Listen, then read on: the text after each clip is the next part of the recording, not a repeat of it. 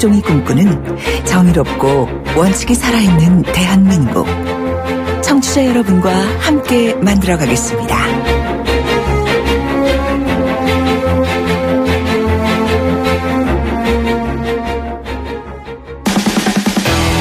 돌려보고 비틀어보는 오늘의 이슈.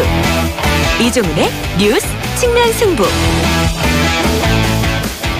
네, 이종훈의 뉴스 측면 승부 시간입니다. 이종훈 박사 오셨습니다. 안녕하십니까? 네, 안녕하십니까? 오늘 이슈는 뭐로 잡으셨습니까? 출탁 동기. 출탁 동기요? 제2국무회의. 아까 이정걸 의원도 그러시던데 제2국무회의가 뭡니까? 1국무회의가 있고 2국무회의가 있습니까? 네, 앞으로 그렇게 만들겠다는 거죠. 예. 제1국무회의도 아직 완전히 좀 성원은 안 돼 있는 상황이죠. 그렇죠. 자, 그런데 오늘 제2국무회의의 예비회담격인 네. 그런 회동이 오늘 있었습니다. 이게 뭐냐면 예. 이 문재인 대통령 오늘 시도지사들하고 간담회를 가지셨어요. 예. 그 자리에서 뭐라고 얘기를 했냐면 제2국무회의를 신설할 수 있는 헌법적 근거를 마련하려고 한다. 예. 그러니까 이제 제2국무회의라는 게 아직은 이제 개념상으로만 존재하는 이제 그런 회의체인데요. 예. 총리하고 시도지사가 이제 참석하고 가끔은 대통령도 이렇게 참석해서 하는 그런 형태를 구상을 하고 있는 것 같습니다. 예, 없는 게 아니라 사실 미국에는 있죠. 네, 거버넌스 그렇죠. 미팅이라고 해서 대통령과 주지사들 간에 연례 미팅이 있으니까요. 아마 그거를 또 본떠할 예정인 모양인데. 예, 그 이제 미국 같은 경우는 이제 연방제 국가니까. 사실은 이제 절대적으로 필요하기도 하죠. 우리도 지방자치제를 시시하면 제대로 한다면. 또 이런 실험도 괜찮은 게 향후 통일을 대비해서 연방제 통일이 됐든 어떤 통일이 됐든 이 북한의 체제를 바로 흡수하지는 못할 테니까 이런 협의체가 필요하겠죠. 네. 예. 이것도 공약 사항이었습니까? 예. 본래 안희정 충남지사가 공약을 한 내용입니다. 예. 직접 재산권이 있으시군요. 안희정 지사에게. 그런 셈이죠. 그런데 문재인 대통령이 이제 경선 승리 직후에 이걸 곧바로 이제 수용을 한 건데요. 사실 이 지방분권이라고 하는 건 노무현 전 대통령의 소신 아니었습니까? 그렇죠. 그러니까 그때 못다 이룬 꿈을 이제 이번에 이루겠다 그런 의미도 있는데요. 어찌됐건 지금 우리나라가 중앙정부가 이제 권한이 이제 좀 비대하니까 그거를 이제 최대한 이제 분산을 시키겠다는 얘기고 지방분권공화국 연방제에 버금가는 강력한 지방분권제를 만들겠다. 이게 사실은 공약 내용이었어요. 예, 그래서 좋은 얘기네요. 청와대 지방자치 비서관, 균형발전 비서관도 신설하고 그러지 않았습니까? 예. 이 박사님도 이 조직 생활을 좀 해보셨잖아요. 네. 조직에서 제일 중요한 부처가 어디입니까, 보통? 재무하고 인사 쪽이죠. 그렇죠. 흔히 얘기하는 총무. 예. 그러면 지방 분권을 이야기하고 제2국무회의가 현실적이려면 각 주지사나 지방자치단체장이 재정권을 가지고 있어야 되잖아요. 바로 그거죠. 예. 그 이야기도 좀 있습니까, 그러면? 결국은 그렇게 하겠다는 얘기입니다. 그런데 지금 아직까지는 이제 그렇게 안 돼 있는데 지금 국회 개헌특위 자문위원회 지방분권 분과가 있습니다. 거기 이제서 사실은 이제 최근에 안을 좀 내놓긴 했어요. 거기 보면 이제 헌법 제1조 3항으로 대한민국은 지방분권 국가다. 이런 조항을 아예 집어넣자라고 얘기를 하고 있고 그런데 역시 이제 가장 중요한 것은 이 지방정부하고 중앙정부 간의 관계 부분 아니겠어요? 그렇죠. 조금 전에 말씀하셨듯이 어떻게 실질적으로 재정권을 갖도록 하느냐 이제 이 부분이 될 텐데 핵심은 결국 자치재정권 아닙니까? 그렇죠. 예, 그거를 이제 좀 상당히 확대하는 그런 내용이 당연히 포함이 돼 있는 그런 상황이죠. 그러면 나쁜 사람들 감시를 더 많이 해야 되겠네요. 지방으로 재정을 마음대로 하게 한다면. 그럴 수도 있죠. 감사나 이런 기능을 더욱더 강화해야 되겠네요. 감찰 기능. 그러니까 국민들이 이제 감시 기능을 더욱더 강화를 해야 되는 거죠. 스스로.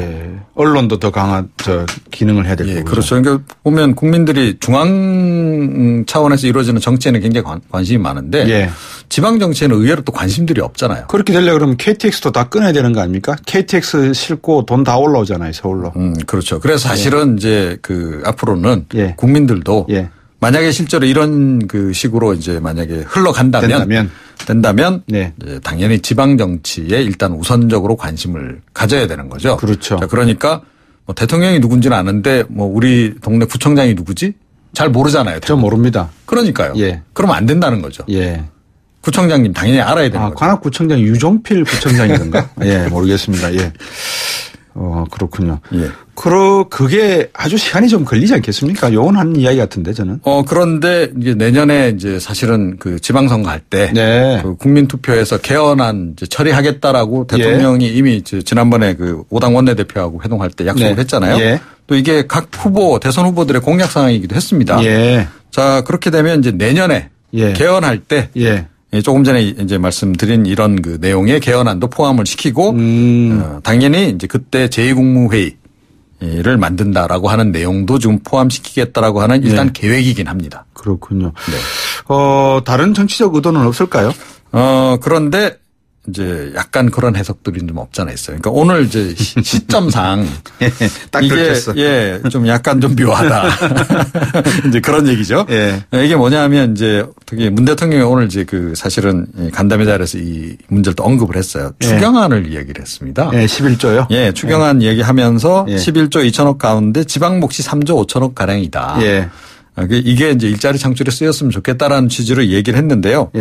이렇게 되니까 이제 그 야권 쪽에서는 뭐야 이거 추경안 처리 관련해서 여론전하는 거 아니야? 라고 지금 이야기가 일각했습니다. 이거 못났다. 그런 상황이긴 합니다. 알겠습니다. 뭐 말만 하면 전부 다 그런 정치적 우리 문재인 대통령이 그런 식으로 머리가 또 이런 말하면 또. 아니, 문재인 대통령도 대통령이지만. 아니, 정치적으로 이렇게 꼼수를 두는 분은 아니지 않냐는 생각입니다. 뭐, 호불호를 떠나서 대통령이 이런 전술까지 쓸까요? 아니, 대통령도 전략 전술이 필요하죠. 맞습니다. 예. 자, 또 제가 오늘 요걸 또 한 바가지 얻어먹게 생겼습니다. 오늘 말씀 여기까지 듣겠습니다. 감사합니다. 네. 시사평론가 이종훈 박사였습니다. 청취자가 묻고 박 박사가 전한다. 방송을 들으시면서 궁금하신 사항은 문자 메시지로 보내주세요. 샵 0945번, 우물정 0945번으로 짧은 문자 50원, 긴 문자 100원의 정보 이용료가 있는 문자 메시지로 보내주시면 박 박사가 꼼꼼하게 읽고 인터뷰에서 대신 질문해드립니다.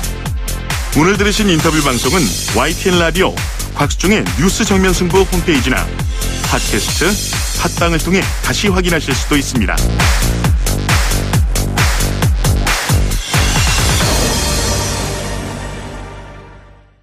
이분 문자는 읽어드려야 되겠습니다. 6738번님. 지난 정권 때 인사를 잘못해서 국민의 마음을 상하게 했는데 이번만은 인사청문회가 철저히 꼼꼼하게 엄중하고 강도 있게 해서 더 이상 국민의 마음을 실망시키지 말았으면 합니다. 여야 입장 바뀌었다고 속보이게 하지 않았으면 합니다. 이런 말씀하셨습니다. 저도 동감합니다. 자, 두 번째 인터뷰 시간입니다. 1996년 반란죄, 내란죄 사형 선고받았던 대통령 누굴까요? 네, 전 두자 환자 대통령입니다.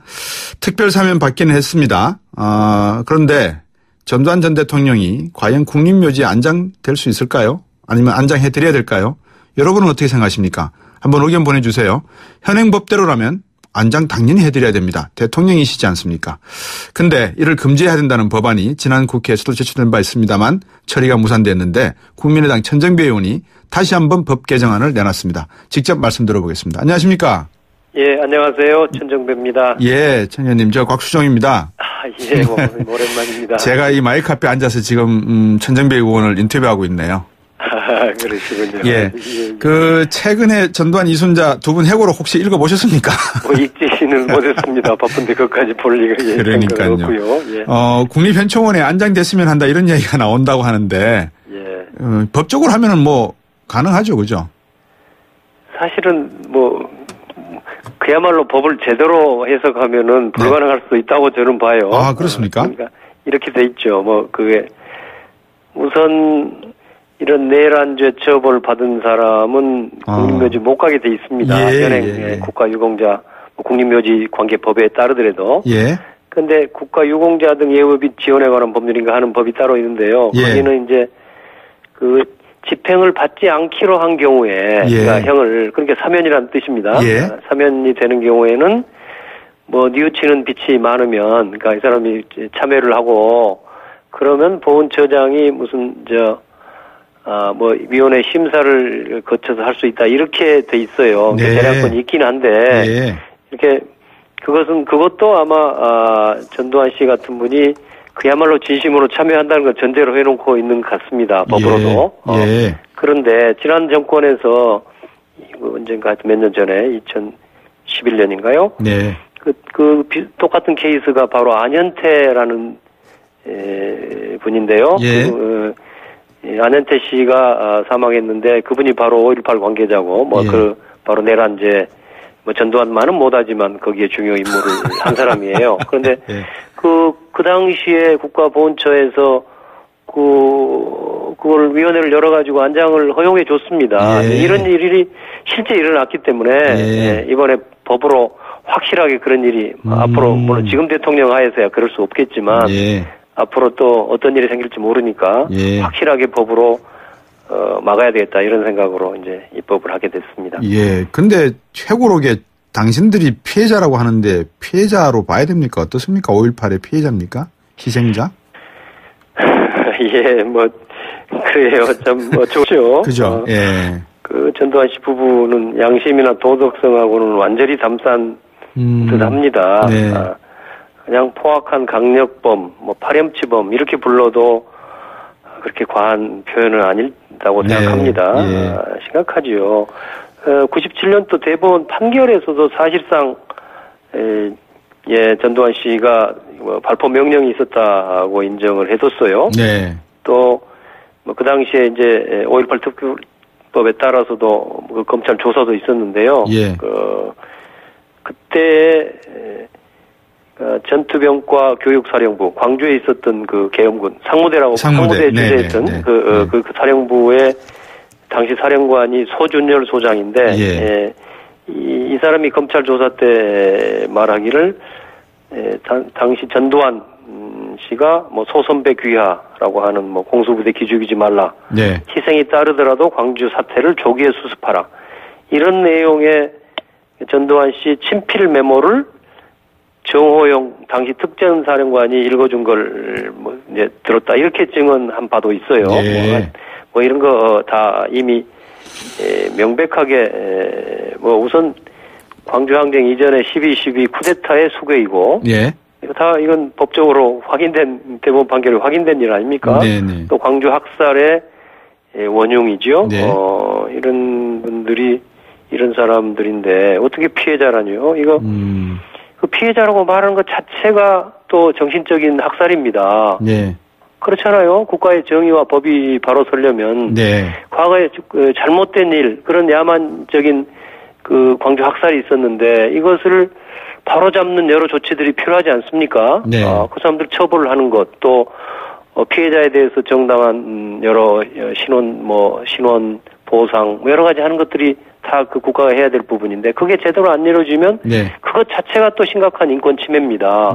불처벌이라고 하죠. 국제인권분야에 불처벌을 하는데요. 이런 정말 전두환 씨 부부는 정말 야만적인 태도를 그만둬야 될 겁니다. 네. 19대 때 왜 처리 못했습니까? 그때는 우선 박근혜 대통령이 큰 힘을 가지고 있었고요. 또 그 당인 새누리당이 과반수를 의석을 차지하고 있었기 때문에 그 당의 반대로 어떻게 어쩔 수가 없었던 상황이었죠. 이번에는 가능할까요? 우선 20대는 대통령이 완전히 달라져서 이 문제에 대해서 적극적인 의지를 가지고 계실 분일 거고요.